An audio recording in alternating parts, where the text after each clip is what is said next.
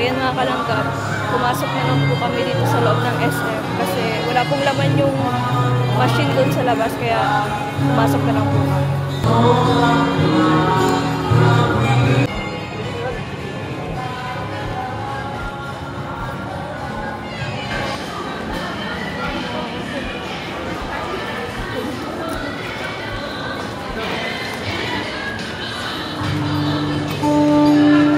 Ayan po mga kalangga, nakapag-withdraw na po tayo.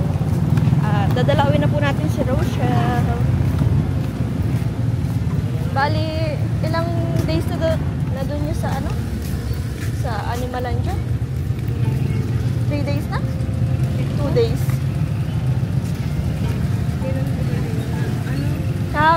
Nung nakaraan, pinunta natin siya sa Animalandia. 10. Oh. Kahapon, dinalaw natin. Tapos ngayon, 10 siya pinunta doon. O, di 3 days na siya doon. Birthday ni ate. 3 days na po mga kalangga si Rochelle doon sa Animalandia. Ngayon po, dadalawin po namin ni Tita. Bali, sa bahay po, meron pa Aurora, pero kailangan po namin ngayon dalawin si Rochelle kasi ngayon po yung blood chem niya. So, tara po mga kalangga.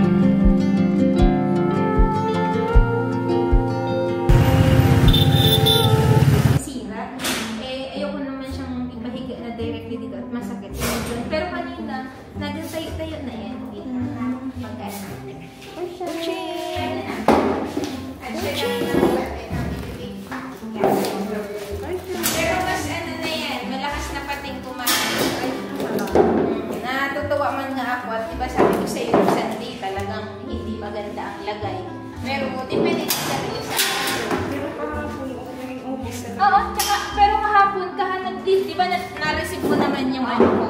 Tsaka mas na ano niya na to, napiperperasan niya na kahit pa paano. Oh, very good naman si Uchi. Hinilot ko to paggabi pag ano. Mas ano naman na siya. Nakakatayo na nga yung ulo. Pag ano ninyo, i-massage ninyo, tuturuan ko naman kayo. Tapos yan dito. Kasi pag gabi, pinakain ko pa ito kagabi at sabi ko iba blood chem. Magsi 6 hours fasting siya. Alas 3, pinakain ko naman ito. Malakas naman kumain, wala namang problema. Unlike nung una, sinusubukan ko, medyo hindi niya pa kasi nabubuka. Pero nung mga nalapatan na natin ng gamot, medyo nag-i-improve na. Able na siya ito kasi nung time na pagdala ninyo, nung trinay ko yung ibuka, matigas talaga. Pero nung nakita ko naman na nagdila-dila siya nung Cerelac na una kong binigay. Sabi ko, nilulo na. Kasi una kong ano dito,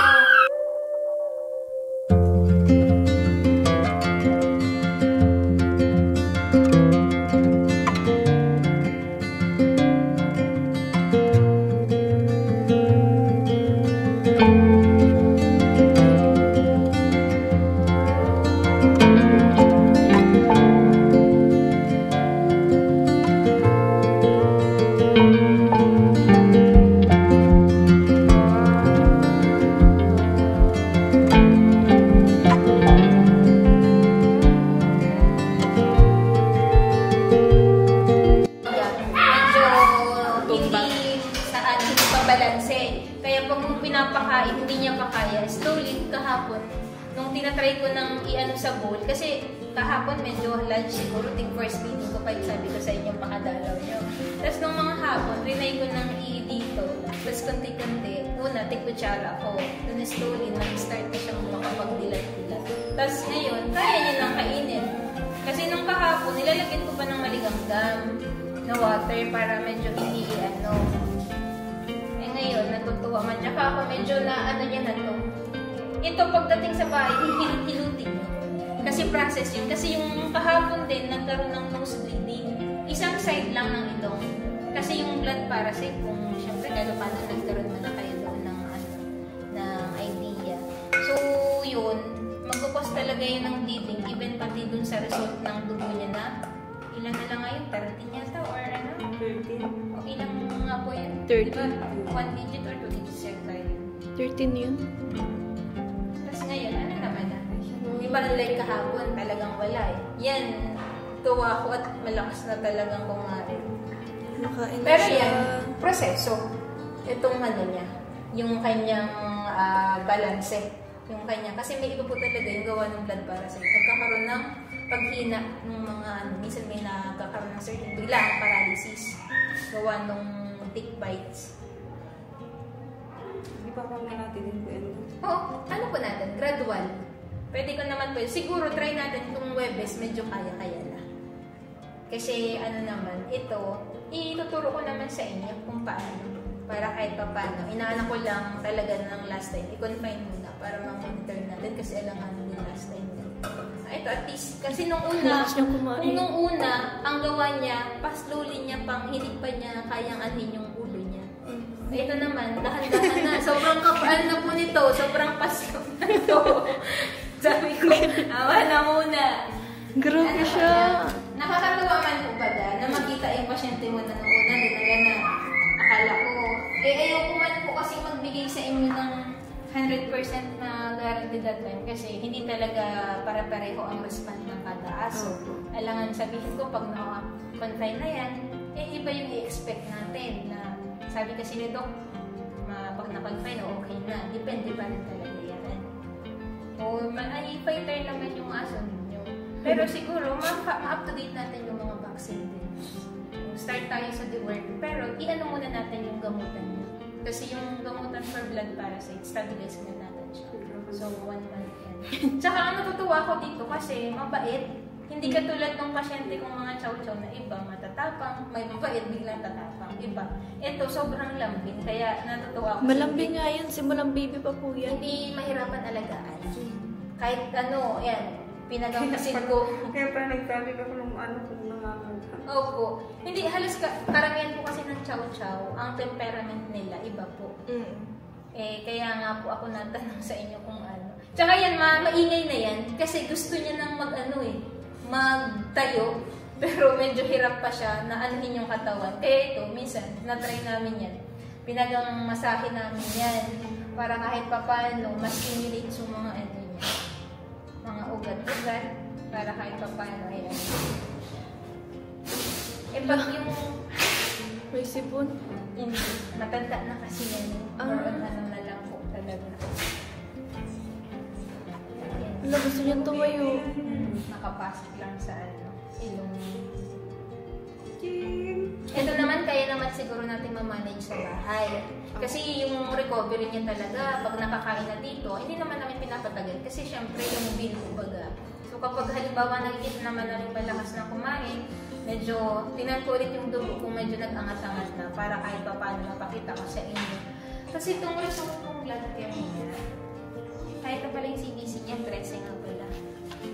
Sa blood chem naman, kung mapapansin natin, kasi na-blood chem ko na to, kanina lang kanina na pa-blood chem. So, mapakita natin yung parameters niya, nabigyan ko na yun ng for liver and kidney, kaya somehow, hindi na din natin makikita na, ano, kasi diba sabi ko nga, yung liver and kidney, mostly ina-atake ng blood parasite. So, ayan, nag-iingit-ingit siya. Kasi patay pa siya. So far naman, medyo maganda naman yung result ng blood chem, kahit pa paano. Itong sa sodium, syempre nagkaroon baga ng ilang araw na hindi yan na nagtae. Syempre may mga electrolytes, sabi ko magkakaroon talaga yan ng imbalances. So yung sodium naman, so far, nandun tayo sa lower limit, pero hindi naman totally. So, since naggagamutan naman tayo, may nakaswero naman, mag-o-okay din naman yan. And then, siguro yung diet natin, wag na magbibigay ng mga pagkain ng tao, yung mga templado. Ano po, yung mga maalat. Si Bio and Crea naman, nasa normal range naman. Yung ibang parameters within normal limits naman. So, idiretso pa rin natin para at least, kasi yung blood parasite na na-diagnose natin siya, di ba? So, yan, pag hindi tayo nagbigay ng treatment din, suporta sa kidney and liver, pwedeng magkaroon to ng changes. Kasi hindi naman to as is. So, pwedeng few weeks or few days na hindi natin nabigyan ng gamot, pwedeng magkaroon yan ng pagbabago. Yung nakita na natin ngayong ilang days pa lang na improvement, pwedeng magbago yan pag hindi natin nadire-diretso yung gamot. Opo. O ano na lang, since nagastos na rin kayo, kaya pag sabi ko sa inyo, kung dadalhin din naman, yung hindi ganun sa estado. Kasi baka sa sunod ng matakin, hindi na kayanin ng gamot. Yun namang inaano ko. Nakakalungkot din na makita mo yung progression, tas in a few days na hindi natin na handle ulit naman or na-manage, biglang babagsak. Nakakalungkot din. Kung kaya tiyagaan natin. At ano naman, lumaban naman pati yung aso mo. Malambing. Yan, medyo may pwersa naman yung kanyang Papatayo na siya. Nagtatry-try na rin naman yan. Kaya nga nagang ikot-ikot na yun dyan. Sabi ko, papalit-palitan mo na lang. Tsaka yung bleeding niya kahapon, siguro mga segundo lang naman. Nung nalapatan naman ako, sabi ko sa iyo, nung gano'n, nag-stop na rin ako.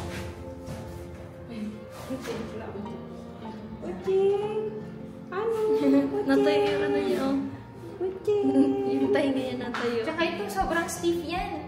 Sobrang, binubuk ako pa yan ng Sunday para makapasok yung syringe para mapa, O ngayon, ano na, medyo, ano na siya.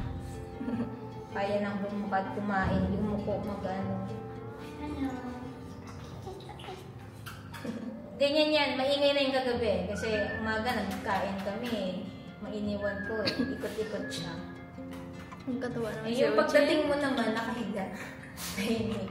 Ochin, hindi na pati siya nanginginig. Magaan lang. Yung pati pa, mahirap pa yun yung gamot.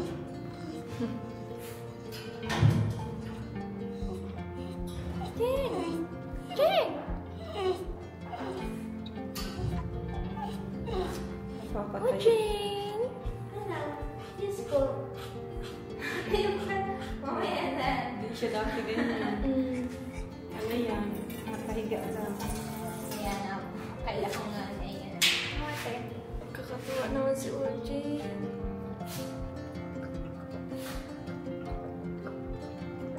Lakas na siyang uminom. Pero gusto niya.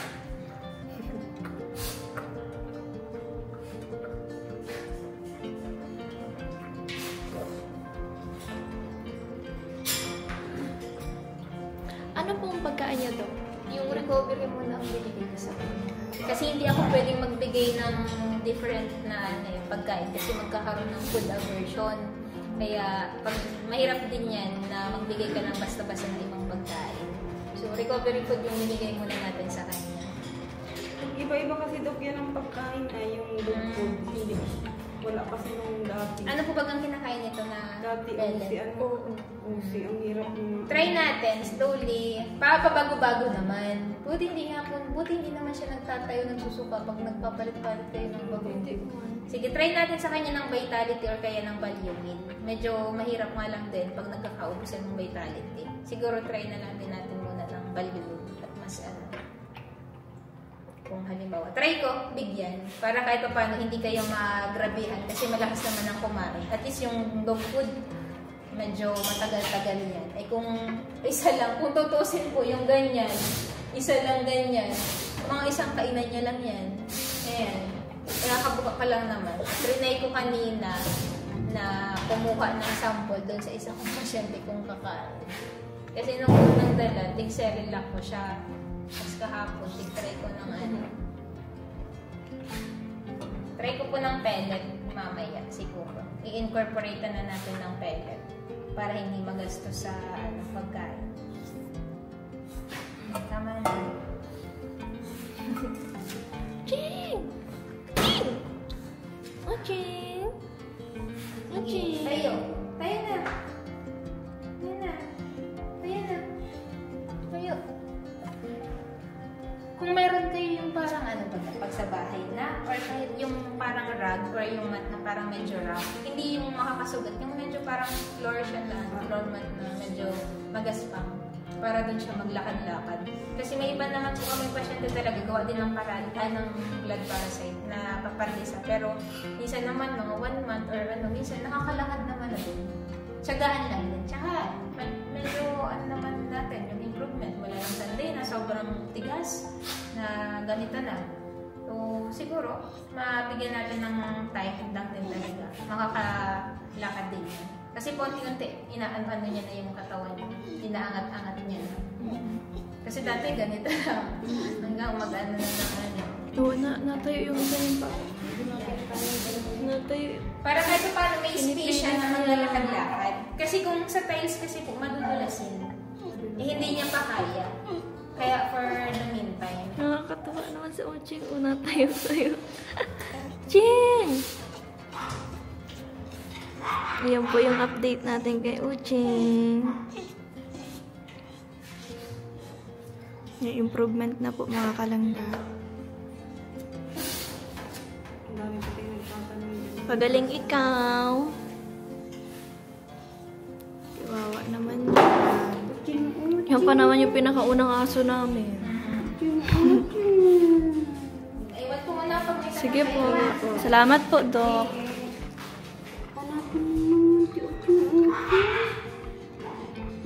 Okay.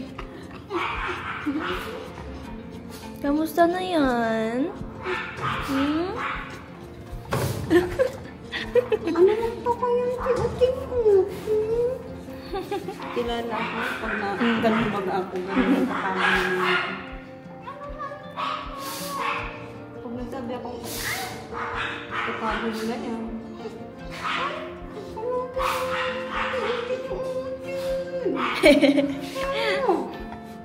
Okay. Nangutpitan ng palang yan si Uching. Nakatuwa naman po mga kalangga si Uchi.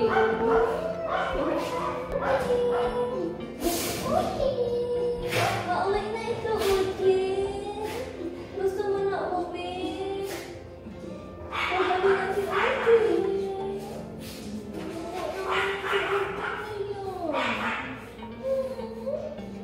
Magagawa tayo ng bagong kulungan mo.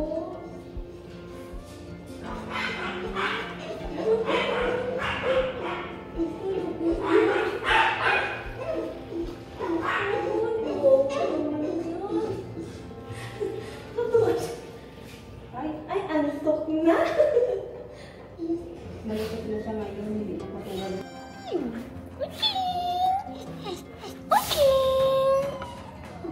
Hi, Uching!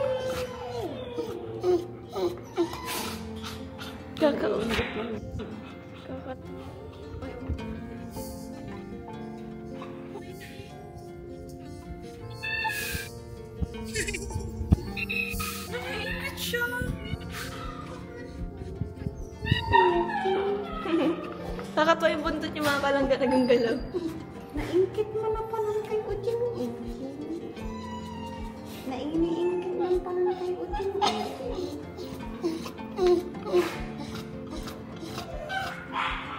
Baka mapakitok mo na pa ng kanya. Hanapin mo na naman.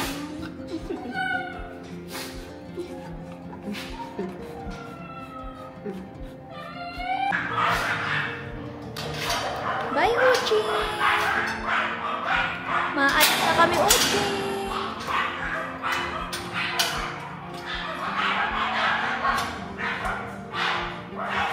Bye-bye! Bye-bye! Yan mga kalangga. Bali, tapos na po natin dalawin si Uchi. At naging okay-okay mo po yung pakiramdam niya. Sana pa magtuloy-tuloy na. Pagaling ni Uchi. So, may mga bibilhin po kami para sa kanya. Nakatawa naman po at may mga pagbabago naman po.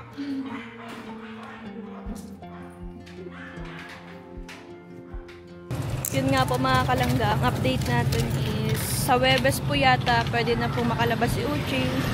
At bali, i-monitor pa po ni Doc yung kanyang kalagayan ngayon. So bukas, dadalawin po namin ulit si Uchi, sabi ng doktor. At yun po. Bili rin po kami ng mga needs ni Uching paglabas niya para ready na po kapag umuwi na po siya sa bahay. Tara po mga kalangga.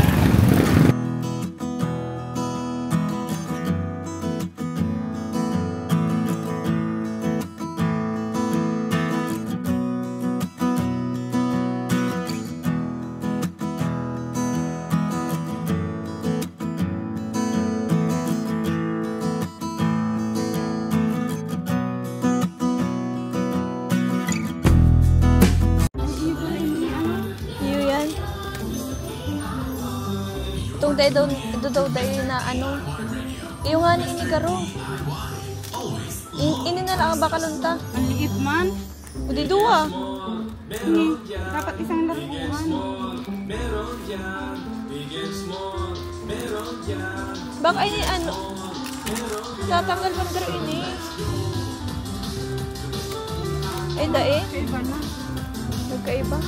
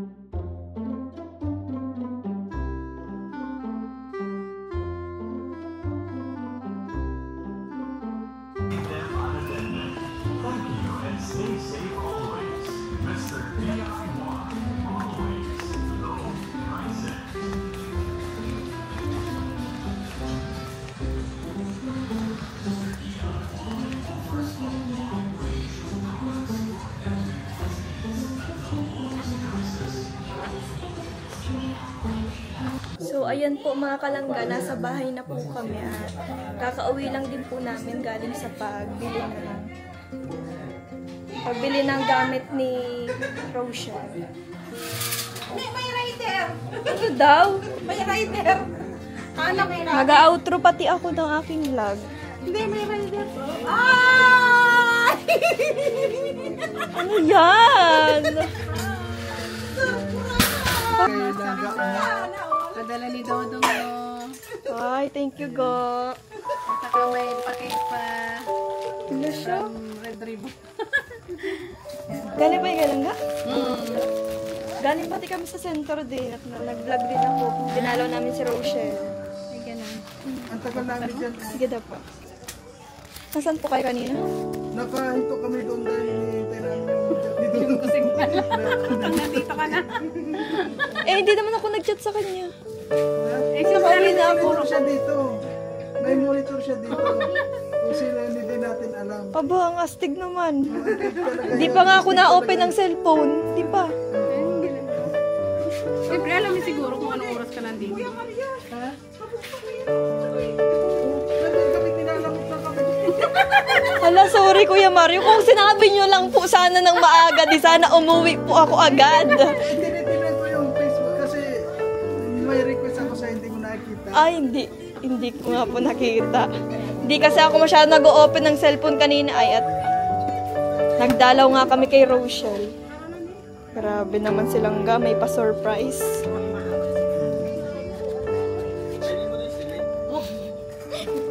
Grabe naman yan. Hindi naman ako nag-expect.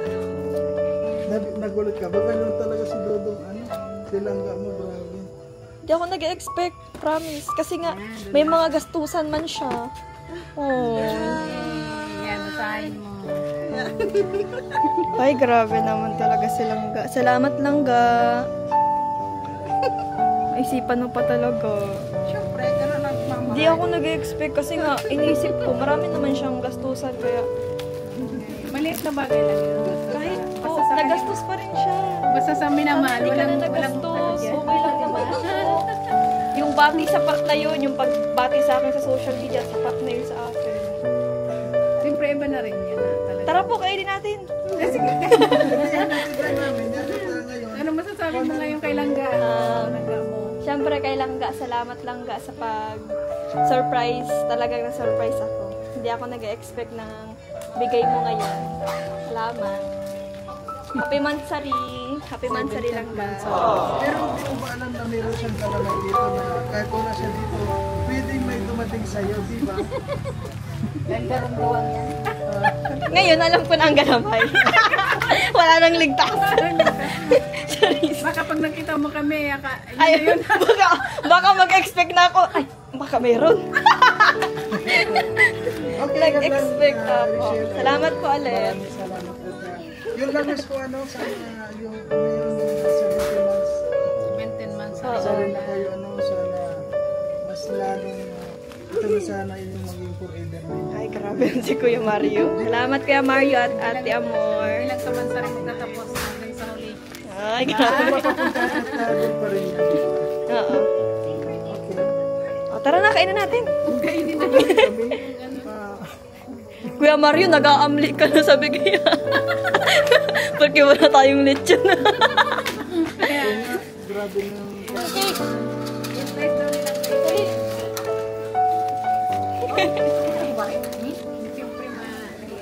Ayan po mga kalangga, oh.